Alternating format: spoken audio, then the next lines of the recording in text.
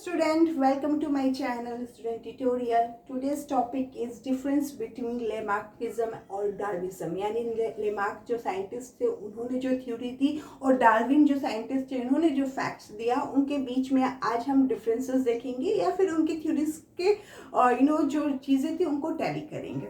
देखो, ये दोनों थ्योरी की स्टडी हम लोगों ने ऑलरेडी कर ली है. लेमार्किज्म की थ्योरी पढ़ी, डार्विनिज्म की थ्योरी पढ़ी. लेमार्क ने जो थ्योरी दी, उनकी दो थ्योरी थी जो बहुत ही ज़्यादा उस टाइम तो एक्सेप्ट कर ली गई लेमार्क की थ्योरी, बट बाद में उस चीज़ को काफ़ी हद तक वो किया गया कि ये क्लियर नहीं है और ये होता नहीं है एक्चुअल में. जैसे उन्होंने use and disuse of organs and the second theory is the inheritance of acquired characters. So Lamarckism proposed two theory. First is use and disuse of organs and second is inheritance of acquired traits या acquired characters. ये दो theory किसकी थी? Lamarck की थी. Come to the Darwinism. Darwin ने facts actual में दिए थे, जो था ओवर प्रोडक्शन, सेकेंड था survival of fittest, struggle for existence and variation. ये सारे फैक्ट्स किसने दिए? डार्विन ने दिए. ठीक है. डार्विन की जो थ्योरी थी वो क्योंकि किस तरह से इवोल्यूशन हो रहा है या वेरिएशन के क्या सोर्सेज हैं, उस चीज़ को वो क्लियरली डिफाइन नहीं कर पाए थे, इसलिए उनकी थ्योरी को बाद में मॉडिफाई किया गया जिसको नियो डार्विनिज्म नाम दिया गया. ठीक है. चलो आज हम उनके डिफरेंसेस को देखते हैं. देखो, फर्स्ट जो हम लोग लेमार्किज्म की बात करते हैं, पहले हम उसको फिर से एक बार रिकॉल करते हैं, then we come to the difference between the theories between the Lamarckism and Darwinism. तो first we recall the theories which given by the Lamarck. First is use and disuse of organs. अब इसमें क्या था? Lamarck ने बताया कि भाई हमारी बॉडी में ढेर सारे ऑर्गन्स पाए जाते हैं, बहुत से ऑर्गन्स का हम बहुत ज़्यादा यूज़ करते हैं जो बहुत स्ट्रॉन्ग हो जाते हैं, बहुत अच्छा डेवलप करते हैं और काफ़ी स्ट्रांगली वो हमारी बॉडी में रहते हैं. और जिन ऑर्गन्स का हम यूज़ नहीं करते हैं वो धीरे धीरे डिसअपियर हो जाते हैं, उडेड आउट हो जाते हैं, यानी वो धीरे धीरे गायब हो जाते हैं. उन्होंने ये चीज़ दी. उन्होंने इस पे एक एग्जाम्पल भी दिया, जैसे जिराफ को उन्होंने बताया कि ये हर्बीवोरस एनिमल है. पहले वो लैंड पे खाता था, ठीक है, और लैंड पे जब ग्रासेस ख़त्म हो गई तो अब उसको ट्रीज के लीफ को खाना पड़ा. तो उसने क्या किया? अपने नेक को स्ट्रेच किया और स्ट्रेच करते करते और कुछ जनरेशन तक वो स्ट्रेच करने लगा क्योंकि उसको खाना था, और इस वजह से उसकी जो गर्दन है यूज़ करने से बढ़ती गई, बाकी उसके जो क्या कहते हैं स्ट्रेच हो गई और लंबी हो गई, वो आराम से ट्रीज के लीफ को खाने लगा. यानी उसने अपने नेक को स्ट्रेच करना शुरू किया, उसका यूज़ करना शुरू किया, जिससे उसकी गर्दन जो है लंबी होने लगी, और ये जनरेशन आफ्टर जनरेशन एक अच्छी लंबी गर्दन वाला जिराफ मिलने लगा. तो उनका कहना यही था कि भाई जिस हम ऑर्गन्स का ज़्यादा यूज़ करेंगे वो बहुत अच्छे से डेवलप करेंगे, बहुत स्ट्रॉन्ग होगी, और जिनका कम यूज़ करेंगे वो धीरे धीरे ख़त्म होती जाएगी. तो व्हाट अबाउट अवर वेस्टिजियस ऑर्गन्स? क्योंकि हमारे बॉडी में 100 एटलीस्ट वेस्टिजियस ऑर्गन्स है जो हम यूज़ नहीं करते, फिर भी हर जनरेशन में हमारी बॉडी में या हमारे ऑफस्प्रिंग की बॉडी में वो दिखती है. जैसे कि हमारा विजडम टीथ. ठीक है. विजडम टीथ जो होता है वन ऑफ द वेस्टिजियस ऑर्गन्स है. ठीक है. ईयर पिन्ना वो भी एक वेस्टिजियस ऑर्गन्स है. इसी तरह से जो है अपेंडिक्स जो हमारे लार्ज इंटेस्टाइन में है, सीकम के पास, वो भी एक क्या कहते हैं वेस्टिजियस ऑर्गन्स है, हमारी बॉडी में है. बट जो हर्बीवोरस एनिमल्स है उसमें वो बहुत वर्कफुल है, क्योंकि वो वहाँ पे क्या करता है, डाइजेशन को, सेलुलोज को डाइजेस्ट करने का काम करता है, तो इसलिए उनके में यूज़फुल है, बट हमारे में यूज़फुल नहीं है. तो उन्होंने कहा कि भाई जो चीज़ हम यूज़ नहीं करेंगे, जिस ऑर्गन्स को यूज़ नहीं करेंगे, वो बहुत वीक होती जाएंगी और धीरे धीरे ख़त्म हो जाएंगी. ठीक है. बट जिनका यूज़ करेंगे वो बहुत स्ट्रॉन्ग होंगी. तो ये चीज़ उन्होंने बताई जो एक्सेप्टेबल नहीं थी, क्योंकि हमारी बॉडी में तब भी वेस्टिजियस ऑर्गन्स पाए जाते थे, अभी भी पाए जाते हैं. इसका मतलब वो जनरेशन टू जनरेशन ट्रांसफ़र हो रही है without we can't use this. organs, but it's inherited one generation to another generations. Why? तो ये चीज का वो उन्होंने आंसर नहीं दिया, ठीक है। सेकेंड जो थ्योरी थी कि इनहेरिटेंस ऑफ एक्वायर्ड कैरेक्टर्स, उन्होंने कहा एक्वायर्ड कैरेक्टर्स मतलब जो कैरेक्टर्स हम अपनी लाइफ स्पैन में अडॉप्ट करते हैं due to environment, due to our adaptation, due to हमें ज़रूरत पड़ती है उस वजह से। तो ये सारी जो चीज़ें हैं एक्वायर्ड कैरेक्टर में आती है कि अगर हमको खाना खाने आने लगा है तो वो क्यों आने लगा, क्योंकि हमारी ज़रूरत है, ठीक है। हमें और लैशेस बांधने आ गए हैं, बट वो आफ्टर द बर्थ है, जैसे जैसे हम बड़े हुए हमने देखा, हम स्विमिंग करना जान गए, हम साइकिलिंग करना जान गए, हम रीडिंग करना जान गए, हम पढ़ना जान गए। तो ये सब क्या है, ये सब एक्वायर्ड कैरेक्टर जो हम इस लाइफ स्पैन में ही एक्वायर्ड करते हैं, उसको लोगों से, एनवायरनमेंट से, अपने सराउंडिंग के ज़रूरतों से अडॉप्ट करते हैं और उसको अपने लाइफ स्पैन तक यूज़ करते हैं। आफ्टर दैट जैसे हम डाई होते हैं वो ख़त्म हो जाती है। बट उन्होंने कहा कि ये जो कैरेक्टर है वो इनहेरिटेड करते हैं, दिस इज नॉट पॉसिबल, क्योंकि देखो जो बॉडी बिल्डर होता है उसका बेटा बॉडी बिल्डर मतलब बाय बर्थ हो जाए ये ज़रूरी नहीं है। हाँ, आफ्टर बर्थ धीरे धीरे वो अपने पेरेंट्स को देखेगा, उसको लगेगा कि ये मैं भी करूँगा, तो देन वो करता है। स्विमर का बेटा बचपन से पैदा होते स्विमिंग करने लगे, एक्सपर्ट हो जाए, ये भी नहीं होता, वो भी उसको लर्न करता है। तो इसका कहने का मतलब कि जो चीज़ें उनके पेरेंट्स ने अडॉप्ट करी या उसको करता था वो अपनी लाइफ में, वो उसका बेटा भी करे, इट्स नॉट नेसेसरी। तो बट उन्होंने कहा कि नहीं, इस टाइप के कैरेक्टर भी इनहेरिटेंस होते हैं एक जनरेशन से दूसरी जनरेशन में। तो ये दो थ्योरी थी जो लेमार्क ने दी, ठीक है। Come to the Darwinism, Darwin ने कुछ फैक्ट्स दिए, उन्होंने बताया ओवर प्रोडक्शन का, जैसे कि उन्होंने बताया कि ऑयस्टर्स या पैरामीशियम्स ये सब जो थे एक सेक्सुअली प्रोडक्शन करते हैं, कुछ एग को ले करते हैं, कुछ बॉडी को डिवाइड करते हैं और बहुत ही कम टाइम में वो ढेर सारे अपने जैसे इंडिविजुअल्स को जन्म दे देते हैं। बट क्या अगर इस तरह की प्रोसेस लंबी चलती रहे तब तो क्या होगा, इस अर्थ में वही सारे स्पीसीज और ऑर्गेनिज्म भर जाएंगे, क्योंकि उनकी प्रोडक्शन बहुत ज़्यादा है, उनकी रिप्रोडक्शन बहुत ज़्यादा हो रही है।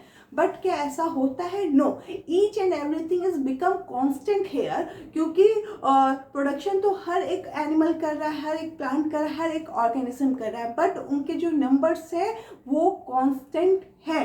क्यों कांस्टेंट है? तो उन्होंने बताया कि because of the struggle for existence, जैसे कि इतनी ढेर सारी पॉपुलेशन है तो उसमें सब सर्वाइव करे, ज़रूरी नहीं है वही सर्वाइव करेगा जो फाइट करेगा, जो अपने एग्जिस्टेंस के लिए, अपने फूड के लिए, अपने स्पेस के लिए, अपने मेट के लिए फाइट करेगा, अपने शेल्टर के लिए फाइट करेगा, वही एग्जिस्ट कर पाएगा।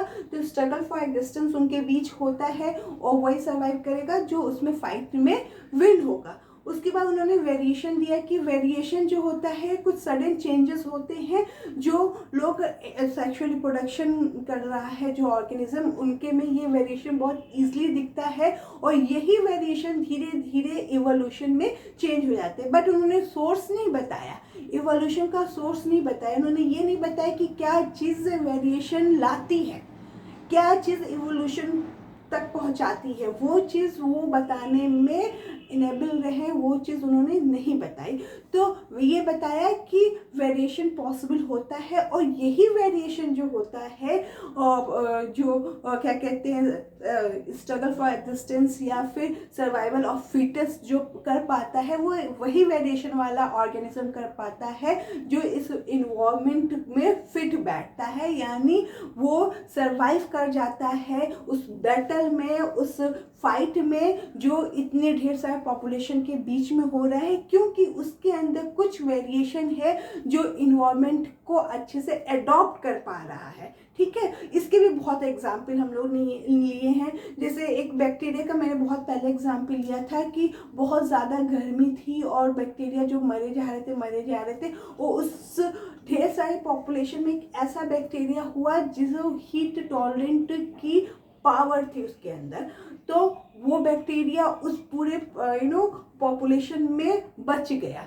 क्योंकि उसने वो हीट के रेजिस्टेंस के लिए अपने बॉडी को चेंज किया, उसके अंदर कुछ वैसे वेरिएशन आए, उसकी जीन्स में कुछ ऐसे डीएनए कॉपी की टाइप कुछ ऐसे वेरिएशन आए जिससे उसकी बॉडी जो है उस हीट को टॉलरेट कर पा रही थी। तो वो बैक्टीरिया बच गया। अब वो बच गया, वो रिप्रोडक्शन कर रहा है, तो वो हीट टॉलरेंट है, तो उससे जो ऑफ स्प्रिंग आएंगे वो भी हीट टॉलरेंट होंगे। तो यानी उसकी जनरेशन जो है वो सक्सेसफुली फिट है उस टेम्परेचर में, इसलिए वो एग्जिस्ट कर पा रही है और वो आगे बढ़ पा रही है। तो इसी तरह जैसे कि बीटल का भी एग्जाम्पल लिए थे कि एक बड़ी सी रेड पॉपुलेशन के बीटल में एक ग्रीन कलर का बीटल दिखता है, जो क्योंकि रेड बीटल्स को क्रो बहुत इजीली आइडेंटिफाई करके खा ले रहे थे, जिनसे उनके ऊपर बहुत ज़्यादा प्रेशर बढ़ रहा था रिप्रोडक्शन करने का और पॉपुलेशन को कांस्टेंट रखने का। बट क्रो जिस हिसाब से उसको खा रहे थे बहुत मुश्किल हो रहा था। इसी बीच उनके रिप्रोडक्शन में एक ऐसा वेरिएंट निकला जो ग्रीन कलर का था, और ये वेरिएंट ही को क्रो नहीं सर्च कर पाते थे क्योंकि ये वेरिएंट उस ग्रीन लीफ में छिप जाता था, उनके जैसा वो भी ग्रीन दिखता था। इसीलिए इसकी जो पॉपुलेशन थी वो कम थी मगर वो सेफ थी, ठीक है। और सेफ होने से जैसे जैसे वो रिप्रोडक्शन करता गया तो उससे जो पॉपुलेशन होती गई उसको क्रो आइडेंटिफाई नहीं कर पाए, और उसकी पॉपुलेशन जो थी वो फिट थी, इस इन्वायरमेंट में अपने आप को बचा पाई उस क्रो से। तो नेचर ने उसको सेलेक्ट किया जो इस इन्वायरमेंट में अपने आप को फिट रख पाया और स्ट्रगल में जीत पाया, अपने फूड और स्पेस के लिए लड़ पाया, और जिसने वेरिएशन शो किया। तो डार्विज्म की जो थ्योरी थी वो थी नेचुरल सिलेक्शन पे बेस्ड थ्योरी की नेचर उसी ऑर्गेनिज्म उसी चीज़ को सेलेक्ट करता है जो वेरिएशन शो करती है, जो इवोल्यूशन को दिखाती है, इवोल्यूशन के लिए एक मटेरियल होती है, उसी को नेचर सेलेक्ट करता है जो पूरी तरह से उस इन्वायरमेंट में फिट है।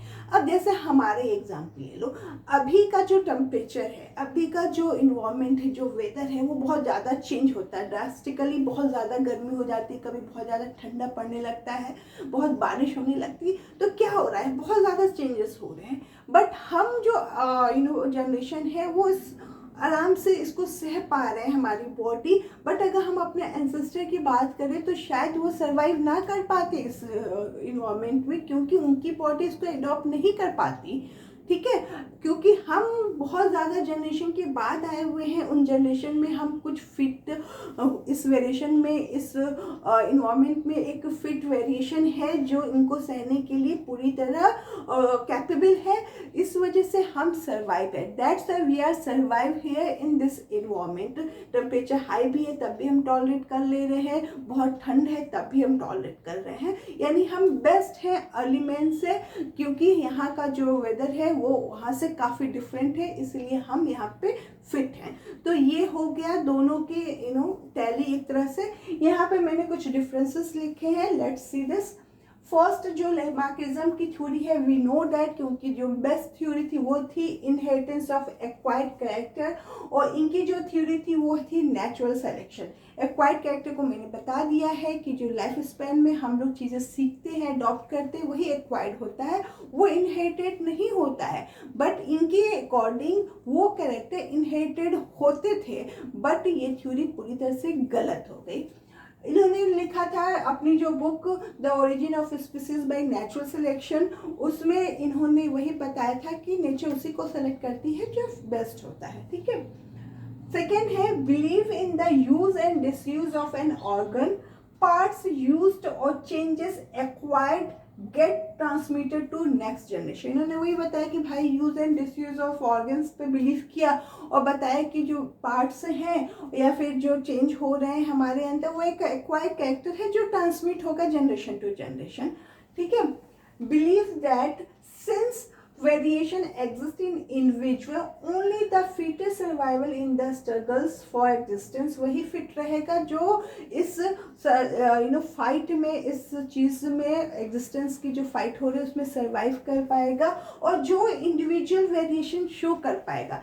एक्चुअली उस टाइम जीन्स के बारे में कुछ पता नहीं था, इसलिए ये भी जो सोर्स है वेरिएशन का उसको डिफाइन नहीं कर पाए। That's why Darwinism is now rediscover remodified and given the name new डार्विज्म।